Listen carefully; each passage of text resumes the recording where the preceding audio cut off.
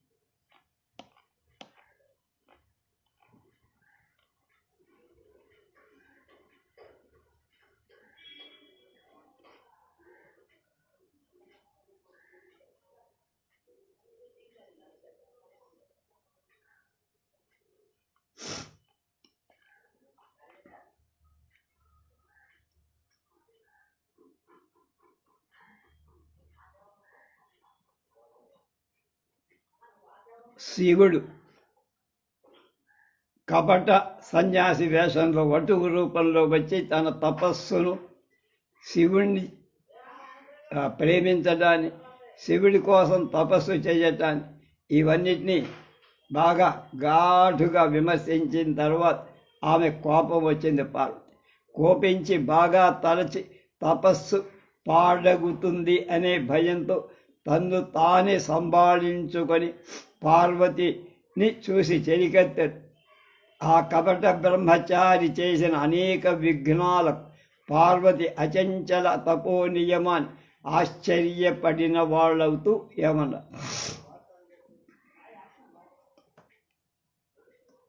అలచి వియత్ ప్రయోగత మహాత్ముల ధైర్యమడంపజూతుని అలబియధత్తి బేలా ఇది ఆరడి కార్యదక్కు మహాప్రళయము వచ్చినంతలరి పాడరి కలాగ వారి ధైర్యమే కులగిరులే పయోనిధులే కుంభినియే సభ నభమే అజాండమే. మంచి పద్యమే. మళ్ళా అలచి వియత్ ప్రయోగత మహాత్ముల ధైర్యమడంపజూతు ఏ అల నీవే నీ అలవియే ధాత్రి బేల ఇది ఆరడి కార్యదక్కు మమ్మ హా మహాప్రళయము వచ్చినందలరి పాడరి క్రాగ వారి ధైర్యం ఈ కులగిరులే పయోనిధులే కుంభినియే నభమే అజాండమే. శ్రమ పెట్టి ఆపద కలిగించటించేత గొప్పవాళ్ల ధైర్యాన్ని నశింపచేయటానికి ప్రయత్నిస్తున్నావు ఓ బ్రహ్మచారి. ఇది భూమిలో నీ తరమా వెర్రివాడు, ఇది నీ వృధాశ్రమ మానుకో. మహాప్రళయం వచ్చిన చెలించి పాడుపడి నశించటానికి మహాత్ముల ధైర్యం కులపర్వతాలనుకున్నావా, సముద్రాలనుకున్నావా, భూమి అనుకున్నావా, ఆకాశం అనుకున్నావా, బ్రహ్మాండం అనుకున్నావా? తపస్సు చేసేది పార్వతి. ఒళ్ళు దగ్గర పెట్టి ఉండి మాట్లాడు అని అనుచన్ కృత విప్రును అందరూ ఆయన్ని ఆక్షేపించారు. కపటభటువు పార్వతి చెలులను అధిక్షేపించడం. కపటభటువుని పార్వతి చెలికెత్తలందరూ ఆక్షేపిస్తారు.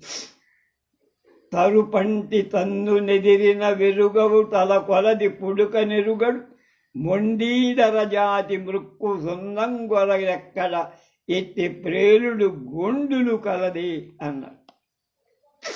ఆయన అల్పజ్ఞుడు, తనను ఎదిటిని వాళ్ళని ఎరగుడు, తన స్థితికి తగిన ప్రసంగాలు చేయటం తెలియనివాడు, మొండివాడు, హీనకుడు, కలుషాత్మకుడు, గౌరవం లేనివాడు. ఎక్కడైనా ఇలాంటి ప్రేలరుడు ఉన్నారా అంటే లేరు. నీలాగా మాట్లాడేవాడు లోకంలో ఎవరు లేరు అనుచు గిరినందన కెడసచ్ మునినందనులను కనుగొని కనుక పార్వతికి అడ్డుపడి కపట వటువును చూసి తర్వాత అంటున్నారు, స్వర విరోధులను వచ్చి స్వరసేన నెల్ల చేకొని కావనోపెడు కొడుకు బడయ స్వరరాజు మొదలుగా స్వరనెల్ల కొలువ పేరోల గంబున కొలువుండ పేరు శ్రీ వక్షవీశ్వర సిద్ధ విద్యాధర జమద పనుజాంగనుల వరువు పరులు గల పద్మ సంభవ శర పద్మంబు సత్కేలి పద్మంబుగా కేల పట్టి ఆడ పుండరీకాక్షులోచన పుండరీకమంగ్రిపీరంబుగా మీద నడచు పాప సాప అభబు దేహార్ధమరుపు మురుపడి ఆక్రమించి కొనగ జువ్వె అయి తపమెత్తి కొనియే అగజా. ఏమయ్యా, మా చెలికత్తంటే మా పార్వతి అంటే నీకు అంత తిలకనగా రాక్షసులను ఓడించి దైవ సైన్యాన్నంతా తీసుకొని రక్షింపజాలిగిన కుమారుణ్ణి పొందటాలి అంటే కుమారస్వామిని పొందటాలి.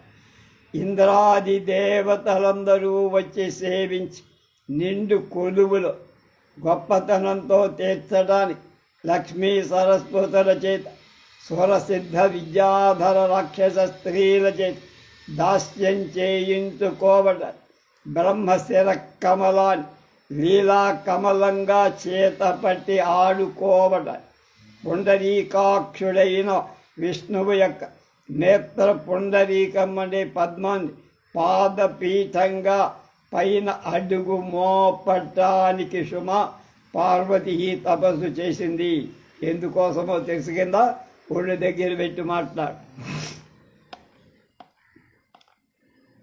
నీ యజ్ఞానత నీసు విశ్వజనకుండించేది ఈ మహామాయన్ బండిక చండిక ఆదిమూర్తి జగన్మాతన్ మదాంధుండవై దాయంచూచదు పాపకర్మ నేను చూడన్ కూడు నే కేవల స్త్రీయో పార్వతి అన్యధామతి దాచింతింపని ప్రాప్తియే అన్నారు వాళ్ళంతా. నువ్వు తెలివి లేకపోవటం చేత జగజ్జననీశ్వరుడైన ఈశ్వరుణ్ణి నిందిస్తావా? జగత్తుకంతా కూడా ఈశ్వరుడైన జనకుడు తండ్రి అయినటువంటి ఈశ్వరుణ్ణి నిందిస్తావురా కపటవటు?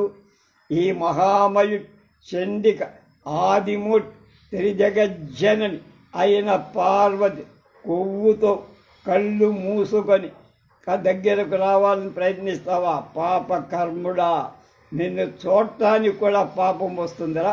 ఆమె కేవలం స్త్రీ అనుకుంటున్నావురా?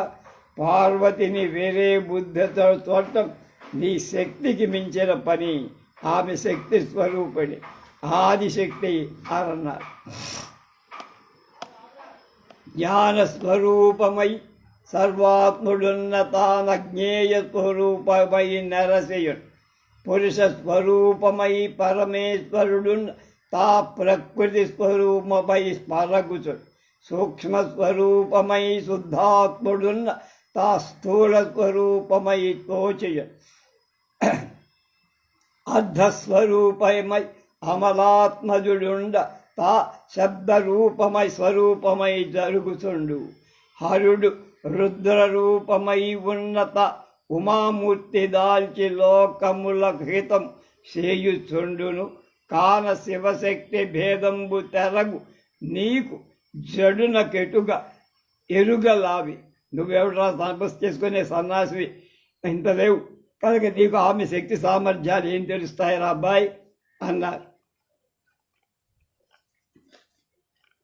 వాళ్ళ అనుబంధం ఎలాంటిదో చెప్తున్నారు శివులు.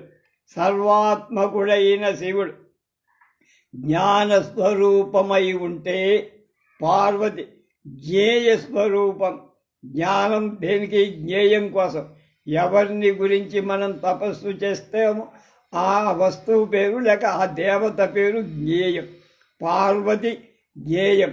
ఆమె దగ్గరికి, ఆమె సమీపంలోకి, ఆమె సన్నిధానంలోకి వెళ్ళటానికి పరమాత్ముడైన శివుడు జ్ఞాన రూపంలో తోడ్పడతాడు.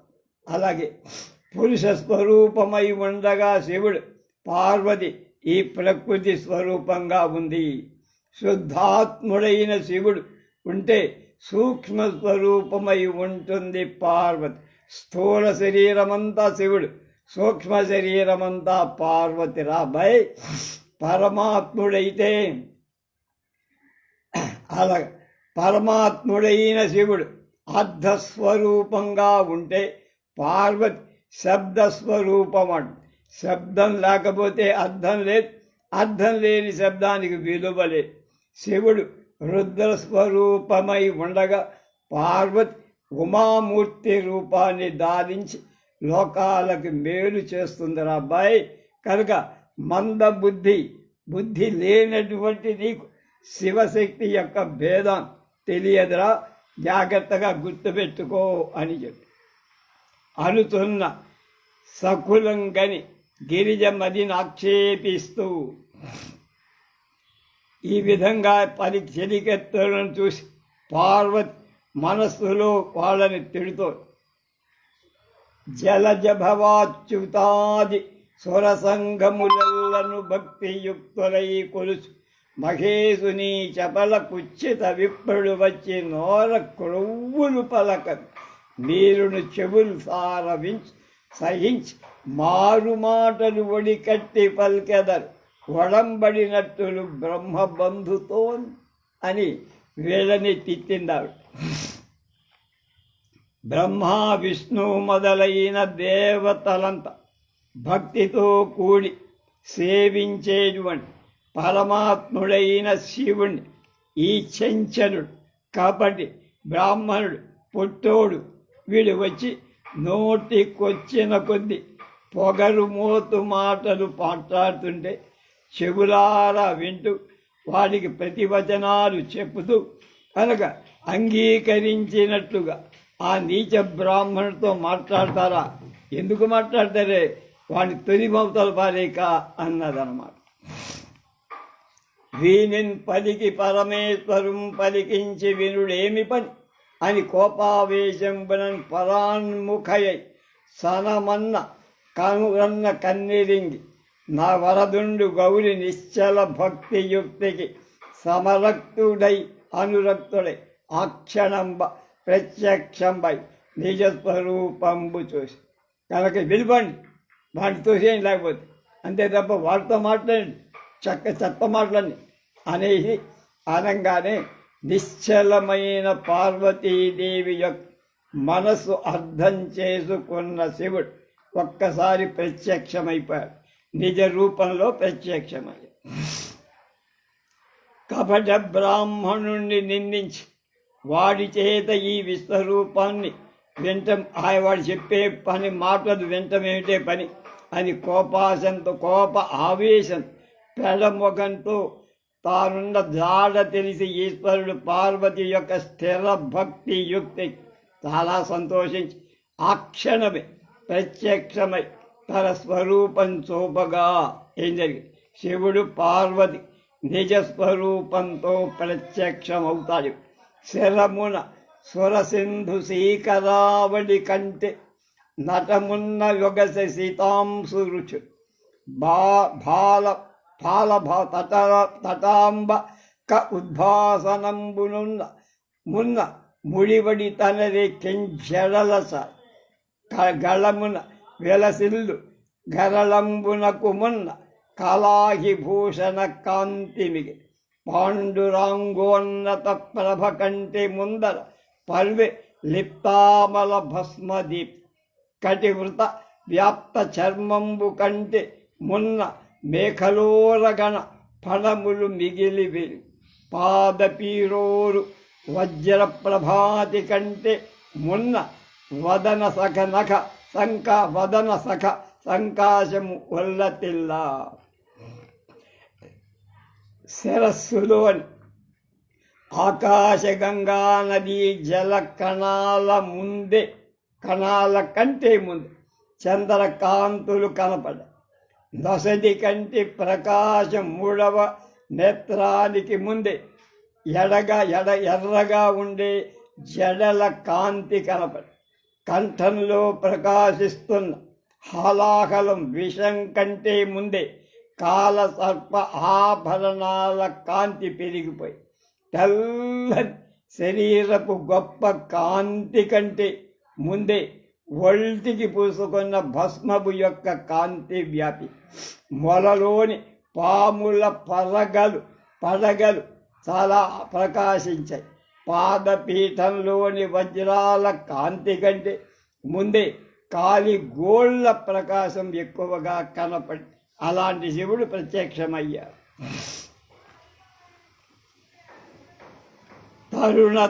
తరణి కిరణ స్ఫురణ విడంబించు నభం జటాటవిలో స్వరనది ఒలితే లతాంత స్థిర కింసు కవచం నడిమి సింహిక ఓలె మళ్ళ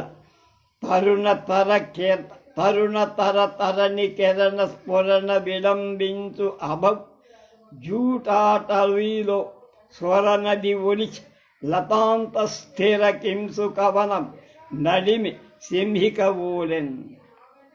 బాలసూర్యుడి కిరణాల ప్రకాశంచే బాగా అతిశయించిన శివుడి జటాజూటమని అడవిలో ఆకాశ గంగ పూలతో నిండిన మోదుగువనం నడుమలో ఉన్న ఆడసింహంలాగా ప్రకాశించి మళ్ళా బాలసూర్యుని కిరణాల ప్రకాశంచేత అతిశయిస్తూ ఉన్న శివుడి జడం అనేటువంటి అడవిలో ఆకాశగంగ పూలతో నిండిన మోదుగు వనం మధ్యలో ఉన్న ఆడసింహంలాగా గంగానది కనపడింది. గొప్ప పోలిక. పురిత పవాళ లతికాచరుణద్యుత్ ఎగడు మృడు జటాటవిలోన కరముప్పే చంద్రఖండం వరుణాంబుజ వనమున డిడిమి హంసియ బోలెన్.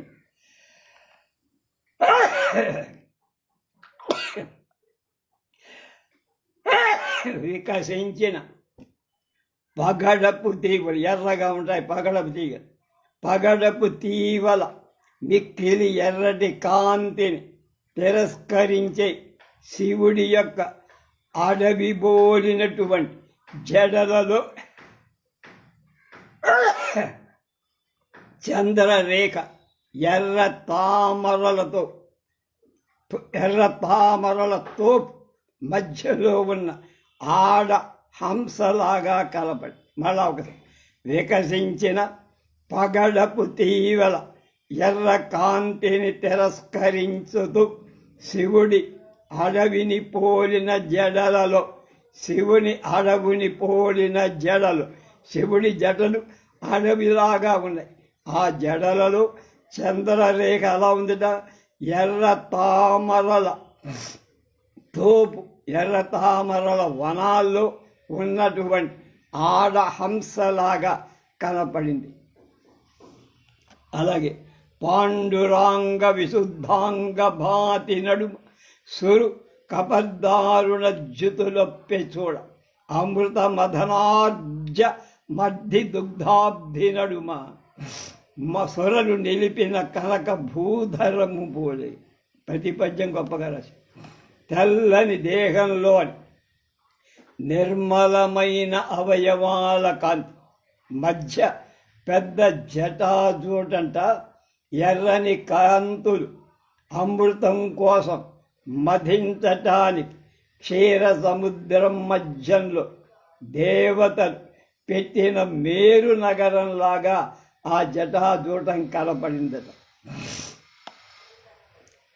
పరము శరీర భూతి రుచి పర్విన దద్వన సర్వజీవుడుద్భరతర చిత్త తామసము వాసిన శుద్ధమయాత్మ చేవిదులై అరగిరి ముక్తి కద్ధిమదినైన తలంచిన కల్గు మోక్షమీశ్వరు కనుగంట చూచిరట వారు అమృతాత్ములు కావు తప్పదే అంట. క్వశ్చన్ మార్క్ అన్న.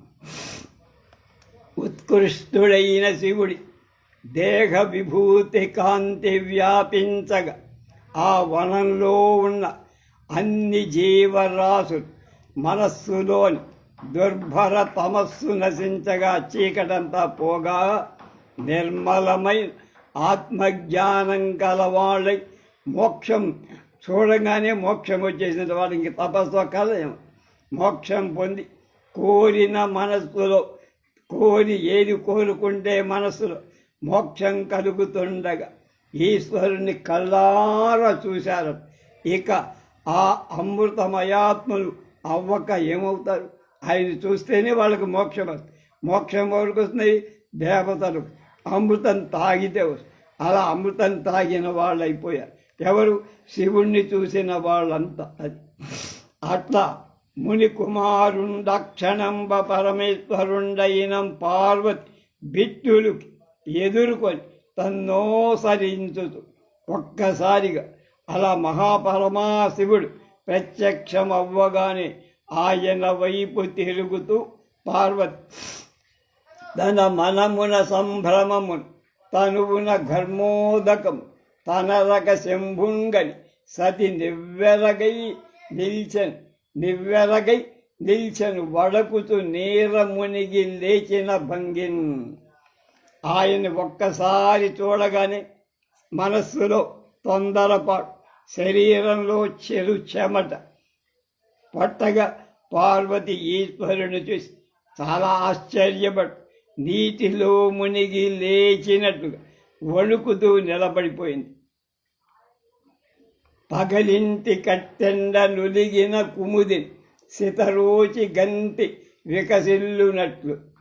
వికసించినట్లు వేసవి వడగాలి ఓపిన లేదీగ కృక్కారు గని మవ్వ మెక్కునట్టు పని విషవన్ని చేర్పడియున్న శిశిరేఖ నెరవిడుపున కాంతి వరలునట్టు శాపాగ్నిబడి దివ్యసది వంది శాపమో దివ్యసది నంది శాపమోక్షము గని నిజకాంతి అమరునట్టు విరగతాప తపస్తాప నిఖిల చయం విశిఖ జయం తాకి కందిన మేతీగ తక్షణం గౌరికి ఆత్మేశుడగు ఈసు గనుడు ప్రీతి నెలమి తొల్లి కంటెను చెలువ మెసగే. పగటి వేళ తీక్షణమైన ఎండ చేత కమలిపోయిన కలువ తీగ చంద్రుని చూసి వికసించినట్టు వేసవి వడగాడ్పు చేత వాడిన లేత తీగ తొలకరి వానను చూసి కోమలత్వాన్ని పొందినట్టు రాహు విషాగ్ని హాని పొంది ఉన్న చంద్రుడి పూర్ణబింబం గ్రహణ మోక్షంతో కాంతి పొందినట్లు శాపమనే అగ్ని చేతపడి దేవకాంత దుఃఖించి శాపమోక్షాన్ని పొంది అసలైన తన కాంతితో ప్రకాశించినట్టు విరహ తాపం అని గ్రీష్మ తాపాగ్నుల సమూహం తాకి కందిన దేహలత ఆ క్షణమే గౌరికి నిజేశుడైన ఈశ్వరుణ్ణి చూడటంతోనే సంతోషంతో వికాసంతో పూర్వం కంటే ఎక్కువ అందంగా కనపడింది. తత్సవంబుణ ఆ సమయంలో అను జలంబులోపలయు మత్స్యాశంక పుట్టింప లోచన యుగ్మంబు సుధా ప్రచలితాబ్జ భ్రాంతి సందిల్ల ఆసన పద్మద అగజాత నిల్చి లలిత నిల్చి కలితానంద సుశ్రేదములు తనరారన్ పతి ప్రీతి జూచె మెరుగులు తల్కొత్త క్రేకన్నులన్ కళ్ళ జంట చల్లనిది నిర్మలమైనది నేతదు చెలిగిన భ్రాంతి పుట్టింప ముఖ పద్మ ముఖ పద్మంలో అమృతం తొణికిసలాడగా చంద్రుడా అన్నటువంటి భ్రాంతి కలిగించేట్లు పార్వతి నిలిచి సంతోష బాష్పాలు చెమటలు జారగా కడకంటితో క్రీగంటితో వెలుగులు ప్రకాశించేటట్లుగా భర్తను చాలా ఆప్యాయంగా ప్రేమగా చూసి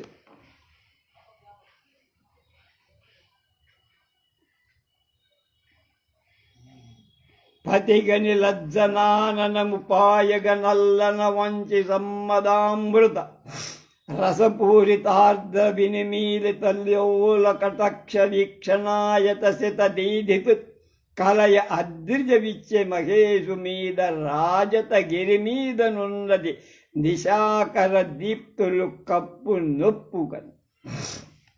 అప్పుడు ఆమె చూసింది ఎలా? పార్వతి భర్తను చూసి సిగ్గుతో ముఖం తొలగేటట్లుగా మెల్లగా వంచి ఆనంద అమృత రసం చేత నిండిందవటం చేత తడిసిన మూయబడిన చంచలమైన క్రీగంటి తూపుల నిడుపు తెల్లనివి అయ్యేటువంటి కాంతులతో పార్వతి మహేశ్వరుడిపై వెండి కొండపై ఉన్నతితో చంద్రుని కాంతులు వ్యాపించిన విధంగా చల్లగా ఆనందంగా అమృతోపమానంగా చూసింది.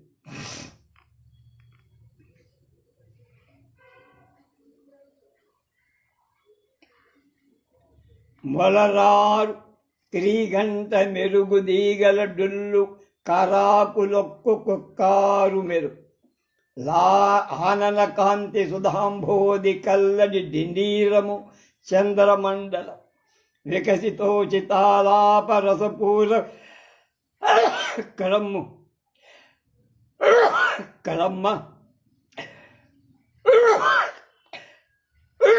అబ్బో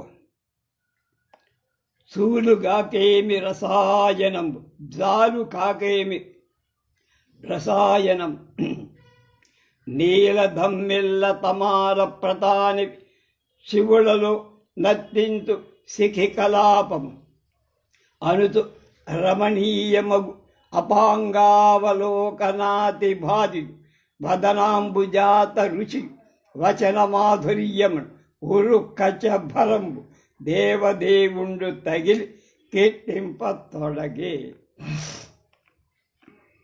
దేవదేవుడైన శివుడు పార్వతి యొక్క సుందరమైన క్రీగంటి చూపుల కాంతి తొలకరి మెరుపు సంచరిస్తున్న క్రీగంటి చూపులని మెరగు తీగల నుండి రాలిన పండుటాకులు అనుకుంటూ ఆమె సుందరమైన ముఖ పద్మ కాంతిని చంద్రమండలము ముఖ కాంతి అని అమృత సముద్రము అనుకుంటూ ఆమె సుందరమైన వాంగ్మాధుర్యాన్ని అద్భుతముగా ఒప్పేటువంటి అగ్ర ప్రవాహము వాక్ ప్రవాహము అంటే వాక్ సముదాయము ప్రసరింప చేయజారుతుందో ఎలాంటి వాక్ ప్రవాహాన్ని ప్రసరింప చేయజారుతుందో అనుకుంటూ ఆమె సుందరమైన గొప్ప కొప్పును నృత్యం చేసే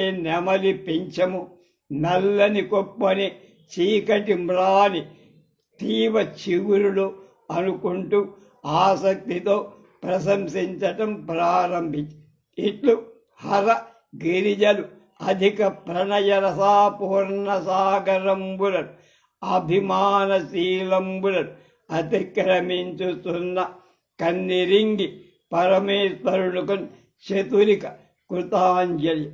ఇద్దరు చూపులు ఒకళ్ళపై ఒకటి ప్రసరించాయి. ప్రేమగా చూసుకున్నారు. ఆప్యాయం ఉంది. శివుడికి శాంతం వచ్చేసింది. కోపం లేదు. ఆమెమో అతని మీద పూర్తి ప్రేమాభిమానంతో చూసింది. ఆ సమయంలో వీళ్ళేం తొందరపడతారేమని అక్కడ ఉన్నటువంటి చతురిక అనే చెలికత్త నమస్కారం చేసి ఏముందో రేపు తెలుసుకుందాం.